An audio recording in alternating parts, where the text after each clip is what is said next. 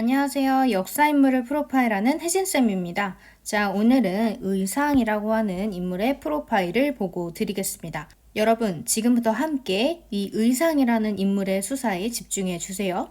자, 우리가 흔히 알고 있는, 그리고 고등학교 역사에서도 한능검 시험에서도 굉장히 많이 나오는 이 의상이라는 인물은 승려죠. 승려이지만 이분은 본래 신라의 귀족 출신이에요. 자, 신라의 귀족 출신이지만 승려로서 활동한 이 의상에 대해서 우리 이제 본격적으로 배워보도록 할게요. 자, 먼저 의상의 사진입니다. 이 사진 역시 정부가 의상의 표준 영정으로 삼고 있는 사진이라 삽입을 해놨고요. 의상의 이름은 의상입니다. 이 이름 역시 법명인데요. 의상의 이름이 전해지는 기록은 따로 전해지지 않아서 알 수 없었습니다. 자, 그 다음에 의상이 살고 있던 시대는 삼국시대 중 하나인 신라시대이고요. 출생년 월일은 625년으로 진평왕 47년에 출생을 했고 사망년 월일은 702년, 즉 성덕왕 1년에 사망을 하게 됩니다. 의상도 역시 승려로서 삼국시대 화엄종을 개조하고요. 화엄 10차례 건립자입니다. 자, 의상의 업적과 영향에 대해서 본격적으로 살펴볼게요. 자, 첫 번째 사상 전파, 두 번째 화엄종 창시, 세 번째 저술 활동으로 나누어 볼 수 있습니다. 자, 먼저 사상 전파에 우리 화엄 사상을 전파했다라고 적혀 있죠. 화엄 사상이라고 하는 것은요, 우주의 모든 만물은 그 어느 하나 홀로 있지 않다라는 것이에요. 모두가 서로의 원인이 되고 대립을 초월해서 하나로 융합하고 있다라는 개념을 기초로 하고 있습니다. 자, 그 다음에 이 관음신앙이라고 하는 것은요, 연불만 외우면 현재 고난에서 구제받을 수 있고 인간의 고뇌를 해결할 수 있다라는 신앙입니다. 자, 그 다음에 두 번째 화엄종을 창시했대요. 여기서 화엄종은요, 여러분들이 알고 있는 그 딸랑딸랑 종이 아닙니다. 종파 중 하나예요. 불교의 종파 중 하나. 자, 보면요, 영주 부석사라고 하는 이 절이 해동 화엄 종파의 중심 사찰이 되었다고 합니다. 자, 그 다음에 세 번째 저술 활동, 화엄 일승 법계도, 화엄 사상의 핵심을 축약한 그림시래요. 자, 우리 이 그림시, 화엄 일승 법계도가 바로 이 밑에 있습니다. 그리고 이 영주 부석사가요, 이 밑에 바로 있습니다. 이 관련 문화유산 좀 살펴보자면 영주 부석사는 앞에서 설명을 했으니까 넘어가도록 하고, 이 화엄 일승 법계도라는 것은요, 화엄 사상의 요지를 그림시로 간략히 표현한 것이에요. 화엄 사상의 요지, 핵심을 간략하게 표현을 한 것이죠. 자, 가지가지 꽃으로 장엄된 일승의 진리로운 세계의 모습이라는 뜻으로 화엄 일승 법계도라고 이름을 지었다고 합니다. 자, 그러면 이제 의상과 관련된 사료도 한번 읽어볼게요. 이 사료는요, 삼국유사랑 신증동국 여지승람 등에 수록된 사료인데요. 낙산사라는 절의 창건 배경을 담은 설화예요. 자, 한번 이 사료를 읽어보도록 할게요. 옛날 의상법사가 처음 당나라에서 돌아와 관음보살의 진신이 해변의 굴 안에 산다는 것을 들었다. 여기서 관음보살의 진신이란 부처의 진실된 몸을 의미합니다.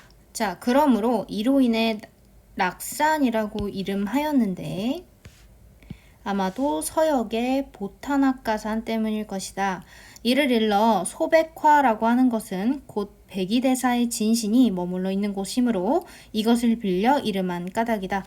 낙산이라고 하는 이 절에 이름을 짓게 된 배경을 알려주는 부분인 것 같아요. 자, 의상이 재계한지, 여기서 재계라는 것은요, 의상이 보살의 진신을 만나기 위해서 심신을 깨끗하게 하고 금기를 지키고 일주일간 재계를 했다라는 것입니다. 자, 근데 7일째에 방석을 새벽 물 위에 띄었대요.